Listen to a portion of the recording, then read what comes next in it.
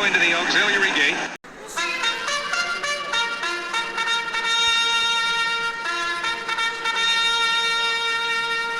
I'll have another Mario Gutierrez. Now come alongside. Delan still has a chance, and then Creative Cause. I'll have another. Takes the lead in the Derby and up the line. I'll have another. Wins the Derby. A first winning ride for Mario Gutierrez. You're listening to the Auxiliary Gate Podcast, Kentucky's weekly horse racing discussion. And now here are your hosts, Alan Schneider, Geoff Riggs, and me, CC Broaddus.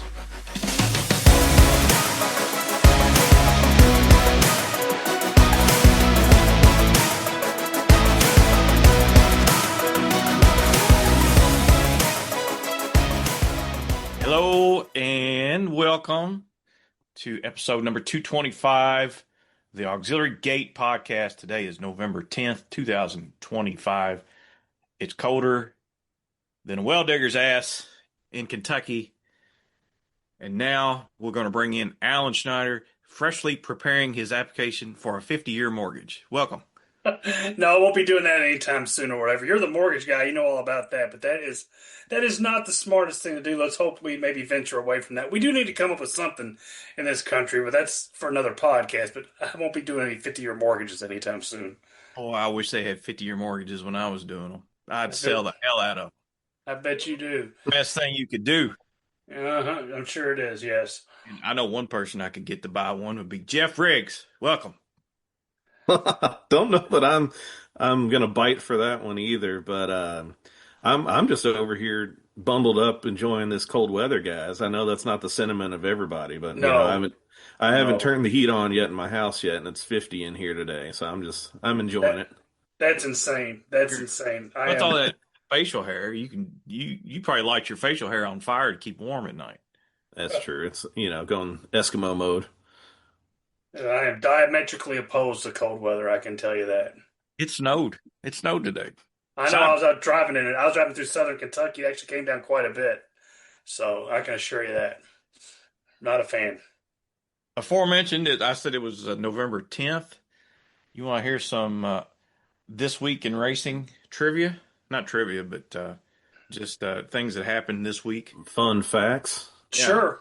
November 10th, 1984, the inaugural Breeders' Cup was run at Hollywood Park.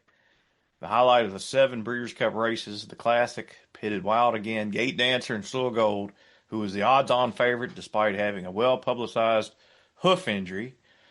After a furious drive to the wire, which involved considerable bumping among the 3 horses, Wild Again prevailed, but Gate Dancer was wrongfully disqualified. I added that part from his second-place finish for interference and was placed 3rd behind Slew O' Gold. That was today in 1984. We had Pat Day on a few years ago, the wonderful Pat Day, one of the great human beings. He talked extensively about that first Breeders' Cup Classic.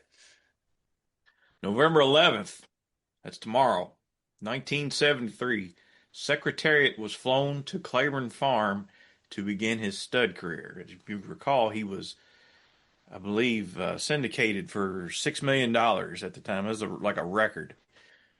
And he was sent to Claiborne Farm. Seth Hancock worked that deal out, and Secretariat didn't race past 3 after running in the Canadian International on turf. I think it was something like that. He went almost wire to wire. So he and I were born the same year. He ended up with a little more successful career than I did, and probably bagged a few more babes too. It's close though. Close. Very close. It is close. You're saying $6 million at that time. I mean, that's what, $30 million today? So that's probably, yeah. To be honest, Secretariat didn't have the great stud careers. He was kind of not a flop. He did sire, I know he sired Lady Secret, Horse of the Year, and he sired a Belmont winner, Risen Star, who actually should have won the Triple Crown. He won a Preakness too. Agreed. And he had a lot of good brood mares. I think he was the broodmare sire of Summer Squall and AP Indy. So, but never did reproduce himself. Let's just put it that way. November 11th, 1978, at age 4, 1977, Triple Crown winner Seattle Slew won his last race, the Stuyvesant Handicap at Aqueduct by 3 1/4 lengths. That's Stuyvesant. Is that what it's supposed to be? Stuyvesant. Could be. Yeah. Is it like a borough in New York? Or Something like that. Sounds like it. yeah. What else you want here? November 15th, 1995, jockey Julie Crone rode her 3,000th damn, that's hard to say. 3,000. That's underrated to say that word. 3,000th career winner in the fourth race at Aqueduct. Everything happens at Aqueduct aboard Dustin Dreamer. Alan, you were around for this. November 16th, 1951, the Pimlico Special, then a winner-take-all $15,000 contest, became the first race to be televised nationally. You talking about Seabiscuit? I missed the first part there. You talking about Seabiscuit and the War Admiral? No, that was on radio. This was 1951. Who was it? I missed who it was. The winner was C.T. Chenery's Brian G. I wonder if that's the guy that owns Secretariat. Chenery? It's got to be, right? I think so, yeah. Metal stud. That's about it. I'd kind of like to see another winner take all race come up. That sounds fun. With the way the scratches are these days, you're going to see a lot more match. You'll see a lot more match races, walkovers and shit. November 10th, 1978, jockey Patrick Valenzuela won his first career race aboard Parker Petite at Sunland Park, New Mexico. That's a dude right there would be in the Hall of Fame if he just could avoided the demons. Yeah, I wish I knew how he celebrated after that first win. I'm sure it was pretty intense. Ooh, easy. Hey, let's talk about this Breeders' Cup this past. We didn't do a pod last week, but let's cover this Breeders' Cup real quick. The main question for me, I guess, is would Sovereignty have won the Classic? Either one of you, take it away. I don't really fall into that camp. Going to the race, I thought he would, but as it unfolded, I don't know if we can say for certain or not that 3-year-olds haven't performed that well. I mean, Journalism ran okay, and he probably ran about as far behind Sovereignty as he would have if Sovereignty ran the race. But to say that he would have won is taking a lot away from a near two-time winner in Sierra Leone and a near two-time winner in Forever Young. Those guys are rock solid. So I can't say one way or another, but I don't, by no means do I believe it's a foregone conclusion he would have. And I think it might have been even more entertaining. It was entertaining to begin with. So, Geoff? I think that's a fair analysis, Alan. I was all over Sovereignty going in, so I guess I might be a little biased in thinking that, he would have been able to get the job done, but the top two, as you said, ran absolutely huge, and there's no way you can take anything away from them. I feel confident in saying Sovereignty would have been at least third, but I know that's not going out on a limb. No. I mean, he very well may have. But, Forever Young ran very well up on that pretty solid pace. Sierra Leone had some traffic trouble. Who's to say what would or could have happened? I mean, CC, what do you think? But again, the way the 3-year-olds performed in big races, like wasn't Gosker like favored in the Fayette or something, and which I didn't really see, but he didn't run well. And we've seen a lot of the second tier 3-year-olds not run well against their older counterparts. So I don't know if a couple seasoned badasses like Sierra Leone and Forever Young, I'm not so sure. CC? Yeah, that's what I was going to argue. That I'm trying to think of the 5 best 3-year-olds that we've seen run against older horses. It'd be Journalism, who, like you said, ran okay in the Classic. Baeza did not run well in the Classic. Yeah, he was disappointing. Gosker, I think, ran was he second in the Fayette after a really wide trip? Then Bracket Buster was 4th. And 5th horse was goal oriented. I think you'd say he was one of the top 3-year-olds, and he was a distant 4th in the Breeders' Cup Dirt Mile. So I think it's really inconclusive. But those 3-year-olds didn't really perform up to standards, I would think. So I'd also add that Fierceness beat Journalism out on Journalism's home track when Fierceness had a really bad break.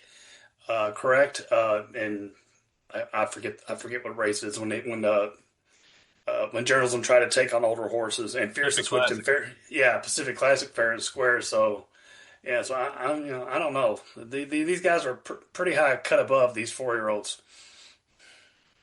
All right. Last thing, I guess, I'm kind of sick of, and I hate to say that, I hate to criticize anybody. I'm tired of Larry Coleman's calling the races. He's fine. He's done all right over the years. I think it's time to move on. This is my opinion. There's others. Kalo. Oh, Kayla would be great. Kalo would be amazing. Travis Stone would be great. Travis Stone would be great. Bring one of those guys over from England. Those guys are good too. I'd like to hear Richard Hoyles call a Breeders' Cup race. I think it'd be cool. I don't know. It's gotten a little stale. That's just my opinion. I think it'd be interesting to have different race callers for different Breeders' Cup races. Absolutely. I agree. That'd be cool. Be cool. I'd call a race. Let me go in there and call one. I'll call the turf sprint. But maybe we'll let you call one of the Claiming Crown races on Saturday, CC. All right, so that's coming up. This Claiming Crown. This might be my least favorite day of the calendar for some reason. I can't put my finger on it. This is just random numbers to me. Oh, Riggs, he'll find a way to figure this shit out, but I can't. If there's ever a day to pass, it's that. Well, I think because you have horses coming from all over, right? And we had that during Derby weekend, correct? For instance, you have horses coming from all over, so you can't. To me, you can't handicap as quickly as you usually do, right? Because you have your systems in place, you know the circuit, and this and that. So you have to put a lot more thought into it if you're so desired. So there's a little more work involved, a little more probably replay if you're into that thing. And the field should be fuller, which is always a good thing, right? I remember it seems like they did. The last couple of years they had really sloppy tracks, or am I thinking of a couple of years ago? Not last year, the year before. Year before, yeah. And it was really random that day. They are big fields this year. I haven't really dug into the card much yet, but I saw that through the 8 Claiming Crown races, it's an average of 12.5 entrants per race. Yeah, I'm looking at the late pick. I would do the late pick 5, but I can't add that high. They've got 12. 14, let's see, going last race to the 8th race, 12, 14, 14, 12, and then in the 8th race, 7th race, they've got 14. So almost full fields in every race. And then some of those turf races have AEs that go up to 16. Awesome. So there should be, because you never know. I mean, people see these full fields and scratch out, especially if they got. Sure, yeah.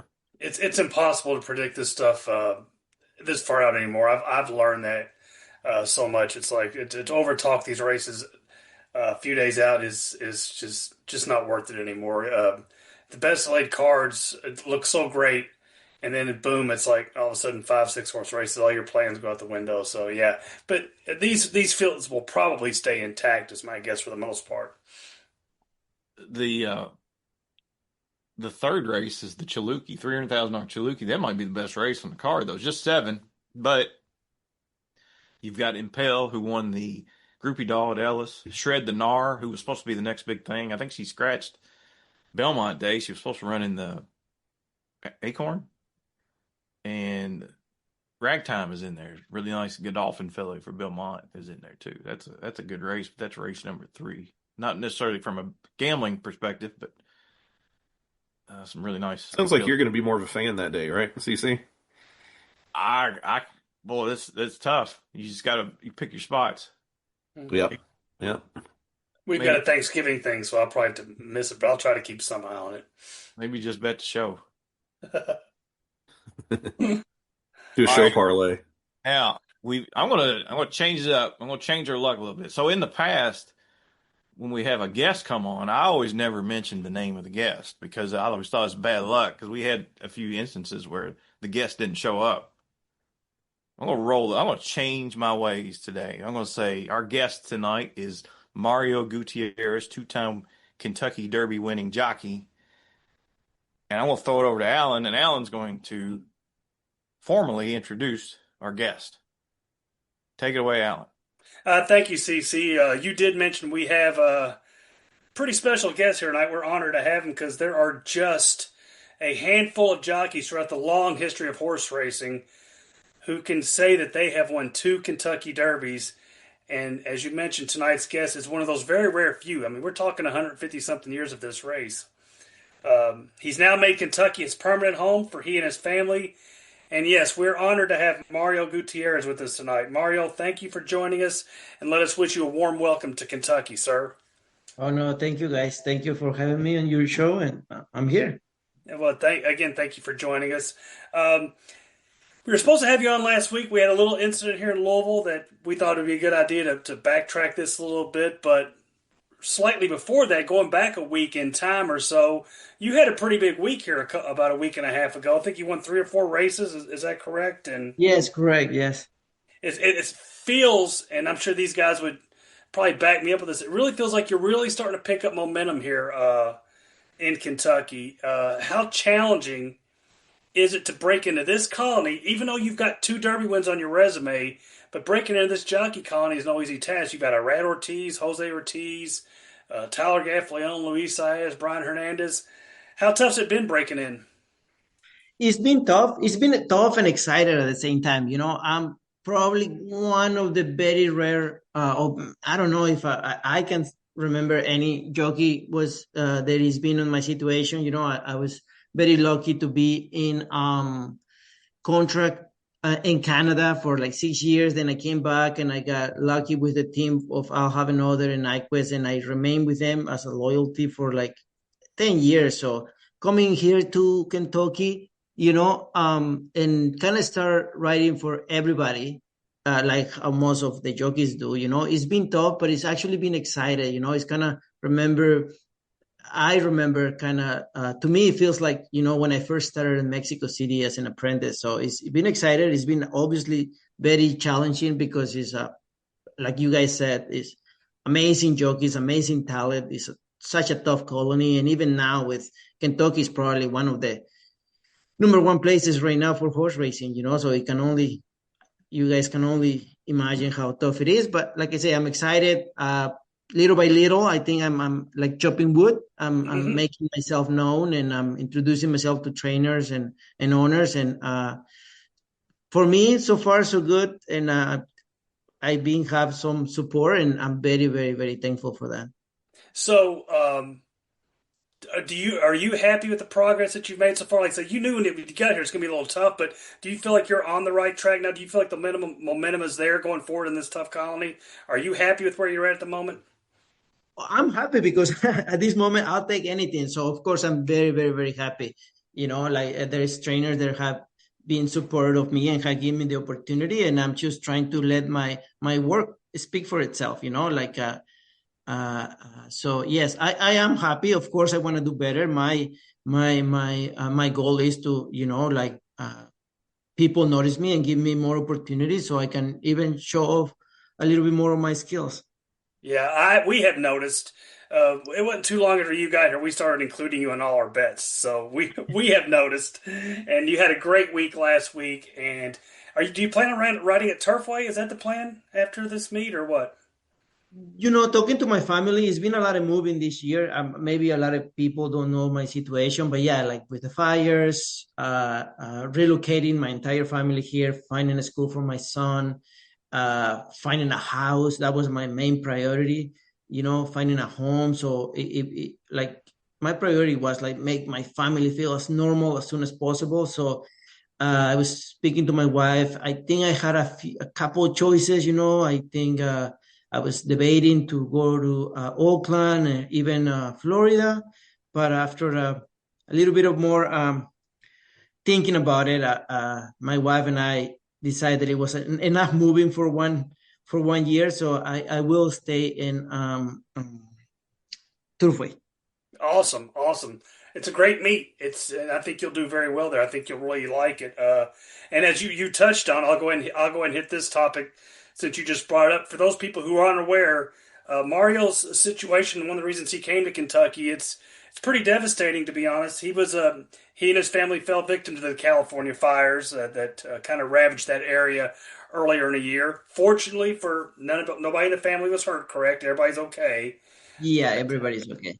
But you guys did lose everything, as I understand it. And as I've heard, there really was no time to jump in and save anything. It's pretty much you guys had to get out so to protect you and your family, correct? There was no time for getting mementos or anything that you wanted out of the house, right? Yeah, correct. No, it was basically no time. I think in our fire, a lot of little problems occurred. We weren't getting the alarms on your phone, like, we typically will get, and then something something malfunction in California, and then like by the time the fire was basically on our homes, it was just like sirens and police officers telling us like at 3 a.m. to get out. Jeez, it had to be a nightmare. But it's just the three of you live there. You, your wife, and your son, correct? Yes, it was. Well, yeah, my wife, my son, and we have four animals. So we had two Did they dogs get and two out? cats. So my wife took my baby and whatever little clothes and shoes she can throw in the car, and myself in the other car, I packed all the animals with me, and then the way we went. Well, we're glad you're okay. But something like that, it does kind of keep things in perspective when you have some internet troll making fun of a bad ride that you had or whatever. It gives you the opportunity to keep things in perspective because of what you've been through this year, right? Yeah, correct. Like I think, especially because it's a sport where gambling is involved. Of course we're gonna get that, and we're gonna get the better, the make a bet on us, and loses, and of course it's gonna be upset about it. But by no means, no rider is perfect. Like I would love to say that like I don't give bad rides or I don't get in trouble in races, but that's like if everybody looks into a microscope every rider, like even the Hmm. top, even I ride, even like, like I don't, we like it's a sport and it's animals that we're trying to steer and win races, and like no, we'll give a ride sometimes. So I'm assuming you've probably been back out to your home. Has any rebuilding been done out there? We know what we've heard on the news, but you and your family have actually went through the whole scenario. Has rebuilding started back out that way, or do you know?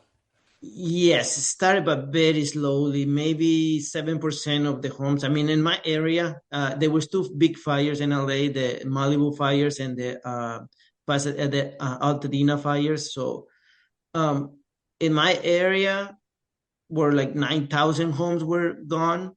Jeez. So 7% of those ones, because I keep in touch with friends that I still have in there, is very, very slow. The process is super slow. I mean, California is not the easiest place to rebuild now that we're finding out because of permits, and we Yeah. have all this red tape. It's been challenging. So I guess looking on the positive side, how do you like Kentucky so far? I know it's not Southern California, but how are you and your family getting along so far? Well, I love Kentucky. Awesome. And you all guys know why. I mean, Kentucky's always been very, very, very welcoming to me, and then I have extremely amazing luck. One of my greatest memories are from here. And then the countryside, I mean, I come from the background that I'm used to this, and I just really love it. It was a very challenging for my wife and my kid, because basically the entire lives were in LA. Yes. So, but thankfully, my wife is adjusting, and then my kid loves it here.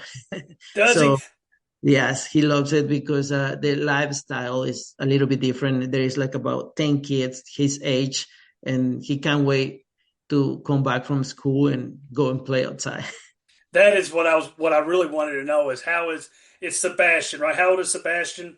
He's 9 years old. I was because I mean I can only imagine how as traumatic as it's for you and your wife, I can imagine how traumatic it was for Sebastian. But you say he is adjusting well to the Kentucky surroundings. That's good to hear. Yes, no, he is extremely happy here. He's is he in school now and such and Yes, he's in school. that is fantastic. So we're kind of fond of Kentucky now. The winters are going to get a little bit tougher here, just so you know, than they do in California. But there are positives and stuff, and it gets a little congested in the city, but I'm sure it's nothing like LA.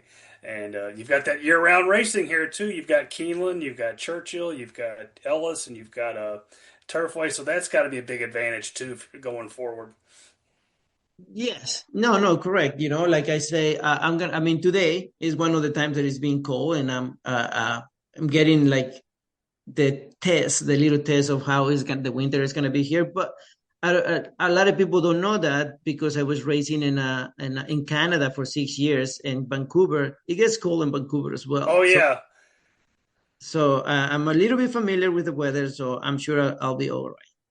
Well, cool. So here's what I'm gonna do. I'm gonna step aside and I'm gonna let my cohorts talk to you about these Derby wins I see that's on your resume that I've heard so much about, and your other success on the racetrack. So, but I assure you, I'll have another question for you down the road. Okay, Mario? I'm here. Did you see what I did there with the I'll have another thing? Did you see that? I saw it. I see it. CC? Yes, sir, Mario. Thank you for joining us tonight. If I did my research correctly, you're one of only 27 jockeys to have won at least two Kentucky Derbies. Wow.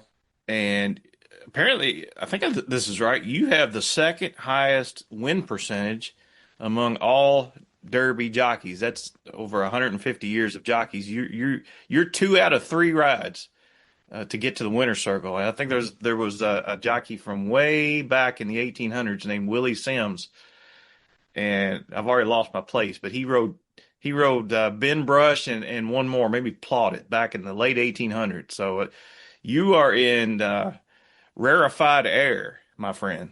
But of course, you won the 2012 Kentucky Derby on I'll Have Another, 2016 on Nyquist. Let's go back to the Wayback Machine. It's hard to believe it's already been 13 years, I know. that 2012 victory. Can you remember? Can you recall going into the race? What were your feelings about your chances going in? And were you nervous, or was it? What were you excited? What were you feeling back then?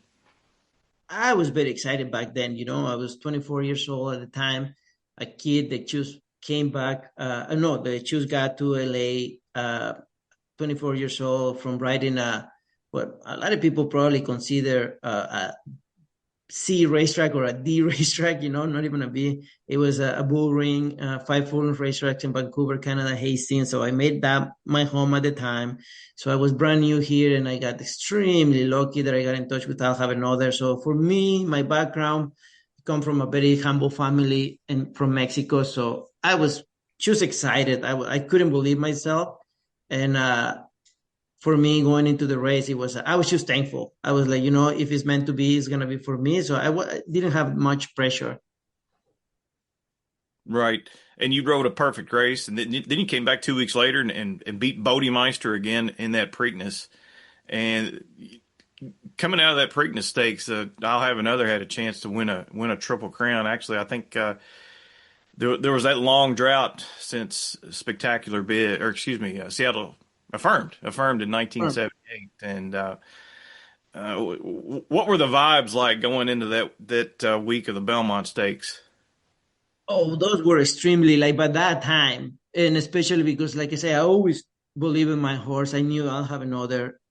It was like just one of a kind type of horse, So I was extremely confident. I was my biggest worry at that time was the pregnancy, and for me to be able to be Modemeister, and even though it was just by a small margin, I was very confident that I could have done that. So going into the Belmont, it play everything was on I'll Have Another size. Sorry. The distance, he loved the distance, the competition. I think like I was extremely confident that everything was gonna work good for us until it didn't. You're Oh, right. Yeah, it was bad luck that week. Of course, he had to be retired, and he went to stud soon thereafter. Did you do a lot of media requests though? I mean, did you get a lot of maybe do some talk shows or TV or anything like that leading up to the race? Oh yeah, no, I got the opportunity to go to Jimmy Fallon, a ton of media. Uh, it was like I was like in cloud nine. Everything was unbelievable. I couldn't believe myself. So I just at the time I was enjoy all the experience because I knew that it was probably once in a lifetime. So I wanted just to soak everything in, and then just enjoy the whole ride.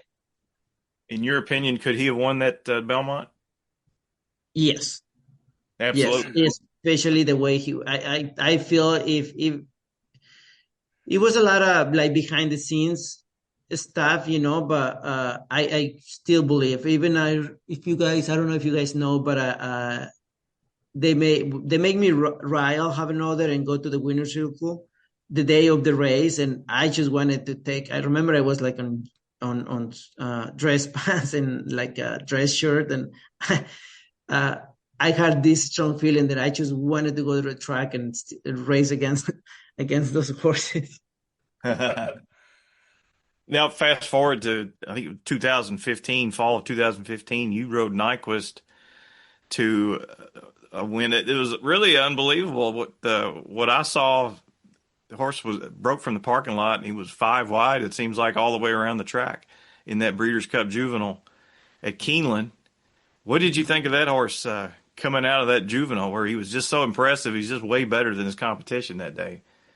Yeah, well, him is a little bit of a different story because, like, I was on him since his very first quarter of a mile work at Santa Anita, So we established a connection since very early. All his campaign as a 2-year-old, my family, myself, we got to know him very well, and then he develops so well going into his 3-year-old year. So on the Breeders' Cup on Keeneland, I was a little bit shocked, that he didn't broke well from the gate, and then I found myself into a lot of traffic, had to go wide, but the fact that he overcame all the bad luck on the trip, it proved to me that we had a tremendous horse going into his 3-year-old campaign for the next year. Right, and then he did go on to win that Kentucky Derby. Now, I was going to ask you the common link between I'll Have Another and Nyquist are the connections, as Doug O'Neill trained both and Paul Redham owned both. Can you tell the story about how you came into contact with Redham and O'Neill? Well, I think, well, for what I've been told from Mr. Redham, he is the reason that I got to be on his horse, I'll Have Another. So I think he's Canadian. He saw me winning a race for some Canadian connections to Santa Anita, and then that's how he asked Doug O'Neill to, I think they were short of a rider. I think whoever rode I'll Have Another uh, took off the mound, and so the mound was wide open, and he happened to bet on me that day, and I won the race, and he asked, hey, why don't you ask that kid to go work I'll Have Another? And then I think that's how it came about. That's how I introduced they got to know me, O'Neill and Mr. Renault. That's amazing. That's great. So the way I understand it, you started riding quarter horse races at the age of 14. Is that right? Yes, correct. Yeah, Yeah. my whole jockey career began in Veracruz, small town of Veracruz, the state of Mexico City, and that's where it all began. Wow. And then you eventually wound up in, like you said, in Canada at Hastings Park. Now that's a bull ring, kind of like I think it's a 5 furlong It track. is. Yeah, and I assume you did pretty well there, right? Yeah, no, I like I said, I did extremely well. I fall in love with the city, and like still consider Vancouver my second home. Okay. And then what led you to decide to go south to California? It was always been a dream of mine. Even when I was riding in Canada, I came very close to Glenn Todd, the people that I was in a contract with. I was living. He became like my second father. So I always told him that my dream was to be at Santa Anita at one point in my life. I really wanted to be there. The history, I really wanted to at least try it. So eventually, when I was 24 years old, uh, he told me that he saw the talent on me, and then he said that, Hastings was way too small for me. So he pushed me into stay in California, and everything else worked out. Do you find that you get a little bit more respect here in Kentucky than you do elsewhere, just because, people might have a reason to know you here a little bit more?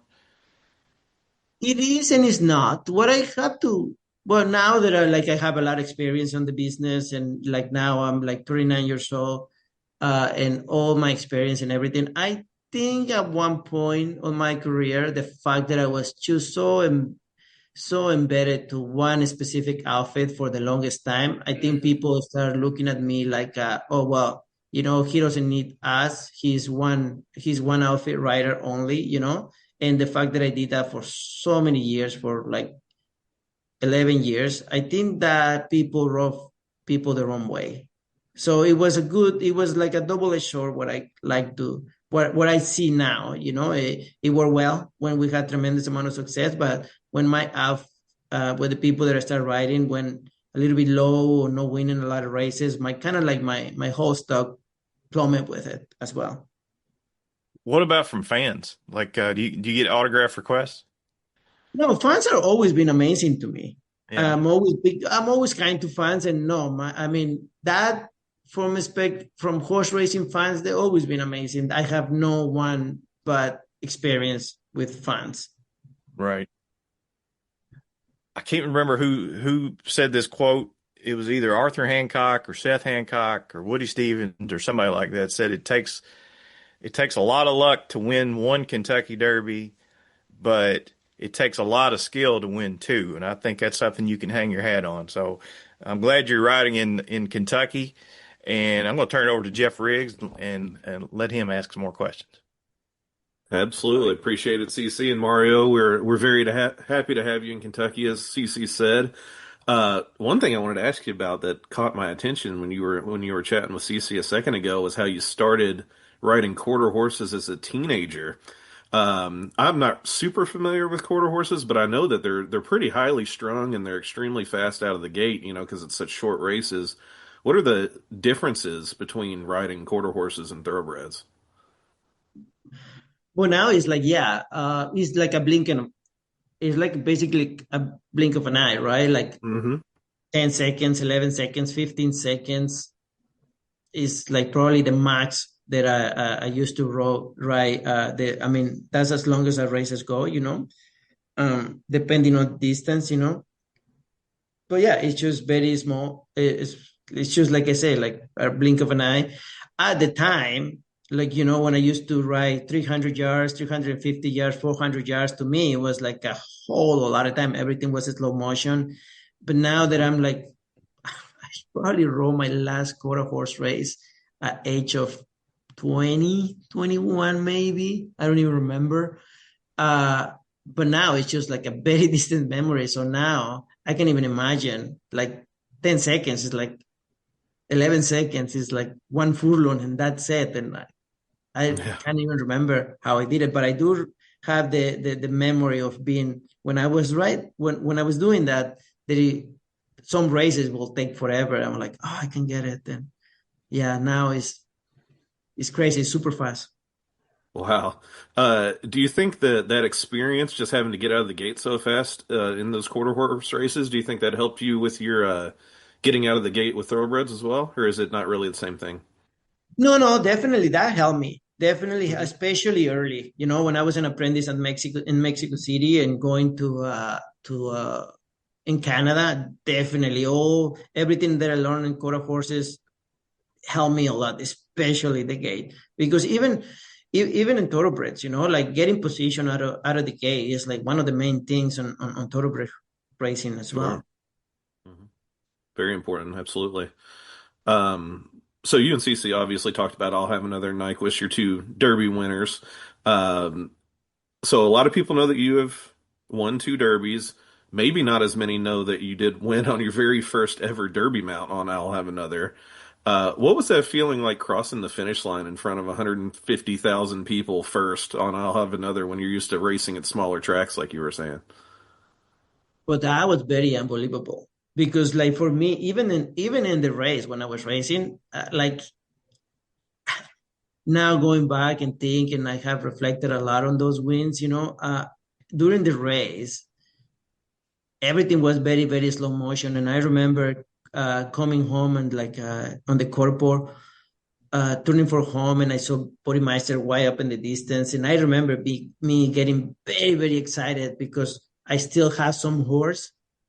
And then I was already in the corpo and I was just about to ask my horse and I knew he has a good kick. And all I remember taking a moment and be like, oh my God, I'm going to run second in the Kentucky Derby. And of course I got excited at one point. And then like Bodymeister keep getting closer and getting closer and getting closer. And once I passed him, I just couldn't believe myself. I was like, oh my God, I'm gonna win this thing. That's So amazing. I'm sure. it was amazing. I couldn't believe it. Like then as soon as I crossed the wire, then it's almost like my entire life at the time, my entire 24 years of life, it kind of like flashed in front of my eyes. I remember my mom, everything that I went through when I was a kid, Mexico City, Vancouver, and then I was like, I just won this thing. I just won it all right now. So I can't even like the joy. It was beyond what I can express. Wow, that's pretty cool. I know a lot of people, they say that that happens, but that's cool to know that that really happened in real life, that you could see your journey and the culmination of it right there, and then you've gone on to, great success otherwise as well. You mentioned earlier how Churchill's probably has the toughest jockey colony in the nation right now as you come here to Kentucky, move here full time. I know the competition is fierce, but is there anybody in the jocks room that you really get along with or that you're kind of able to lean on while you're getting acclimated here to Kentucky racing? Well, through my entire career, Hastings, here, anywhere I've been, like I'm extremely good with everybody. I couldn't tell you that I'm a specific person that I can lean on, because now, no, not to say anything bad about like everybody is being welcoming. Like I have Yeah, a good, I feel that I don't have beef with anybody. Uh, but like I say, I just lean on myself and no, everybody's being welcome is like I'm lucky enough that like um yeah, uh, like I say I have good relationship with everybody. So that's good. That's good. I know that's another part of it being the top jockey colony is everybody's a professional there. Everybody's very competitive, but they're professional as well. So that's good to hear. yeah, correct. Yeah, go ahead. I'm sorry. Oh no, yeah, like everybody here, if anything here, like everybody has seen more, like everybody's so professional. So yeah. Mhm. Yeah, something I really liked that you said earlier was, you're just going to let your work speak for itself while you're proving yourself here on a new circuit. And I think that all of us here agree that you've gotten off to a really good start doing that. In your first 15 mounts here in this Churchill meet, you have 3 wins and 3 seconds. So that's 20% wins and 40% in the exacta, which are very, very strong numbers and not often on the favorites either. So that's you making difference making rides. What have you been focusing on to have this kind of early success here on this difficult circuit? Really just focusing on the opportunities that I get, like I mean I can if I got a good mount, I really try to do my best. And even if I have like, long shots and everything, like the fact that people are giving me the opportunity, I try to do the best as I can. I know myself, I know my talent, so I just try to do my best. And so far, courses are cooperating with me. Like I say, even like yesterday, I got 2 good seconds on horses that like they probably outrun their form, and so that's really what I'm focusing on. Like try to show people that I can do these type of things on horses that in form, on the form, like they might not be so attracted to betters. So because I know that's the way that I will let trainers notice me, so if I can do that with those type of horses, hopefully I can get better mounts and I can just keep improving. One of the people, Tim Matthews is giving me a tremendous opportunity with good horses, with good chances, and I have good luck with him. Mr. Brian Lynch has given me extremely good horses, allowance horses, and like I've been doing great with him. So I try to do it all right now. So like I said, try my best to make a good impact on the trainers. So hopefully they pick up the phone and contact my agent. Definitely, definitely. I'm glad to see that it's working that way for you for sure. When we were talking to Matt, he could not have been more complimentary of you. And I know Alan and CC and I, just watching the races, we can tell what a good job you do. So, uh, Appreciate having you on, and I'm glad that you're here in Kentucky. We're very much looking forward to having you at Turfway as well. I know we're all big Turfway fans here. So, Alan, I'll let you wrap it up with Mario.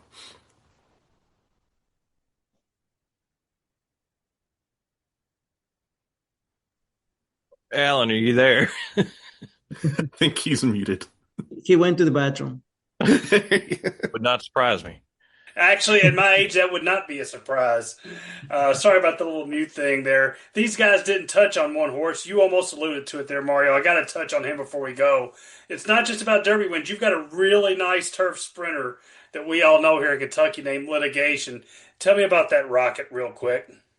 Oh my God, that's such a little guy, such a tough kid, horse. I fall in love with it. Like I say, that's an opportunity that Brian Lynch gave to me, and then I'm so happy that me and him match up perfectly. I believe, So yeah, I believe he is some amazing sprinter. He has tactical speed, and then he has a tremendous amount of kick. So, like I say, I'm very, very happy that very soon, as I came to this colony and to this circuit, that I get to get in touch with Mr. Brian Lynch and with this type of horse. I think we make a great team, and then he's such amazing young talent. So we think he stakes caliber. We thought he stakes caliber for a while. I think you may have won maybe three times on him or close to it. I think he's got three turf wins. I'm not sure if you were on for all of them, but I he's was. yeah, he was. It's money in the bank with that horse, isn't it? He is stakes caliber, isn't he? I do believe so, and I think just like going into his next year, I think he can only get better because he'll get stronger, and yeah, I think for him, he has a lot of room to improve, and then he's very sound. He's very easy to ride. Like I say, I feel that we make an amazing connection, so I'm very Can excited he for it. can he run on dirt? Did he break his maiden on dirt? Or I know it's a turf sprinter, but I'm drawing a blank here. Can the horse do dirt if you decide to go that route, or is it to be strictly turf? You know what? The way he works with me in the mornings, because I have I've been working him a lot in the dirt. He likes the dirt, in my opinion, But at the same time, him having the amount of success on turf, I don't know if they ever tried him on dirt, but I think the opportunity is there. It's good for us to know if the races come off the turf one time, just so we have a little heads up right there. There you go. One thing I didn't touch on when I was speaking with you earlier that I really need to mention is your jockey agent. We want to thank your jockey agent, Julio Espinoza, who helped set this up. For those that don't know, and I'm sure you know by now, Mario, Julio Espinoza used to be one hell of a rider around here on the Kentucky circuit. He's won God knows how many races over the years here in Kentucky. He's been a big help, hasn't he? Of course, no, he was a huge, huge help, like I was touching earlier, like me being with one outfit for the longest time, and, like my career not being in such a highlights, the last couple of years, the last, probably 3 years, it was tough. I came here and I make a couple of phone calls, try to get any agent. It was a little bit hard for me, and then the fact that he took the time and he was willing to take my book, I can, like I said, I'll be forever thankful to him. And then, yeah, I have no complaints about the job he has done, because, like I say, I'm very realistic. I know my situation. I know the position that I'm in. So I know it's going to take a lot of hard work, but like I say, I'm forever grateful that he took the chance with me and the opportunity, and hopefully, I make his decision worthwhile. Yeah, for those that don't know, again, I'm 55 years old, and CC will back me up on this. Julio was a dominant rider here back, I want to say, the 80s and the 90s, always in that mix with Pat Day when Pat Day was dominating around here. So he knows his way to the winner's circle here at Churchill Downs, so you've got a good agent. One last thing, I want to compliment you. Your English is exceptional. Did you have to learn English when you come to this country, I presume, or did you know it before you got here? But your English is really good. No, thank you. Usually it's horrible. I'm glad No, you guys understand me, but yeah, no. When I first got to Canada, I couldn't even say yes in English, so it was really. very tough for me. And then couple of girlfriends here and there, and then a lot of movies and music in English, and I picked it up. Yeah, if your English is a million times better than my Spanish, I can tell you that. So very impressive. So you didn't know it before you came to this country? That's amazing. Yeah, not at all. No, not at all. I think that the fact that I couldn't communicate myself and my early months in Vancouver, it really, really drove me crazy. And I make myself the promise that I was gonna learn it as fast as I could. And then, like I said, a couple of girlfriends here and there, and then a lot of movies Yeah. and a lot of music, and I picked it up. So do we sound funny? We sound funny, don't we? Us Kentucky folks, we sound like a bunch of like country rednecks, don't we? We No, got the accent, don't we? I don't think so. To me, I don't. Like I say, for me, I'm the one with an accent wherever I go. But the California people sound a little different than us Kentucky people, right? Nah, to me they all sound okay. Like I say, my kid makes fun of me with my accent. Sometimes he can't even understand me when I try to speak to him in English. Oh, I think you do a great job. But Mario, we really appreciate you. Could not be a nicer guy. It seems like your family has done an amazing job overcoming adversity, the ultimate adversity, in my opinion. So we're glad to have you in Kentucky. We're truly glad to have you on the backside of Churchill Downs winning races and stuff. So nothing but the best of luck. You couldn't be a nicer guy. So we really do appreciate you joining us, sir. Oh no, thank you guys. Thank you guys for having me. It was a pleasure. And yeah, no, anytime. Thank you, Mario. We appreciate it. Okay, that was two-time winning Kentucky Derby jockey Mario Gutierrez. You mentioned Julio Espinoza as a leading rider at Churchill. He rode in four Kentucky Derbies. I, 1975 Gatch finished 12th. 1977 Bob's Dusty, that was Seattle's Luge year, finished 11th. 1981 Golden Derby was 21st. This is the year they ran 21 in the Derby over a lawsuit. And 1983 Lava Libre, he was 18th, but he was one of the leading riders during the 80s, right? I believe. yeah. So you That'd remember be great CC? trivia there is who's the only one to ever finish 21st in the Derby, right? Well, that's not true. There's We had it recently, right? uh, No, 1974 they ran 23. that's right. Oh, wow. Yeah. Mm. Uh, they had two full starting gates. They didn't use the quote auxiliary gate in Just 70 another slap in our face. in 74. I assume they didn't do it in 81 either. Somebody filed a lawsuit. They tried to limit it to 20, and somebody filed a lawsuit over getting excluded. So they let that horse get into the gate for that, and that was the last time they ever did more than 20 that year. Pleasant Do call. you remember? I know you remember CC. Again, Jeff's a bit younger than us or whatever, but if you recall back in the old days with the vertical rectangular programs that they used to have, right? And you'd open that up, and that's when you would see Julio Espinosa, Brent Bartram, Charlie Woods, Tony D'Amico, Mike Manganello, Michael McDowell. Maybe I'm even out to date myself with you or whatever. But Dean when you Koontz. think, yeah, Dean Koontz, when you see that's what I think of when I think of Julio Espinosa winning all those races with the rectangular program we used to have in the 80s. We had the rectangular program, and we had the pink and yellow and blue tickets that you got when you purchased a ticket at the machine. Those are the days, Geoff. That's a little before your time.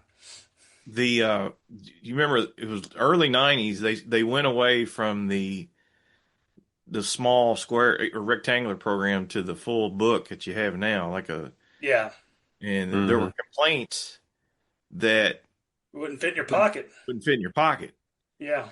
But the big deal with it is that they were actually putting running lines in the program, as opposed Yes.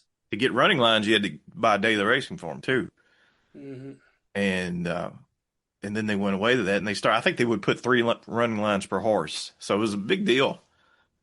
Maybe early 90s, I think, when they did all that, and then they switched out the mutual tickets too. They had that glossy feel to them now. Hmm. They did that back in Hmm. the 90s, something like that. So But how nice of a guy is Mario Gutierrez, though? I mean, the guys Oh, yeah. they went through hell this year with their house burning down, and I'm just gonna keep working. I love Kentucky. What a guy! I mean, As real. positive as can be. He's humble. Yeah, very impressive. Very remarkably impressed by him.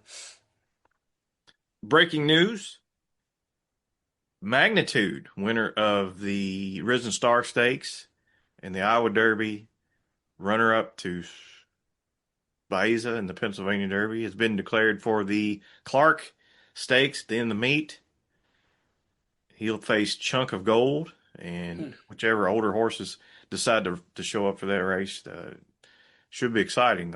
Like the prospects of those two squaring off. Shouldn't Rattle and Roll be in that? What do you think Rattle and Roll should show up for that?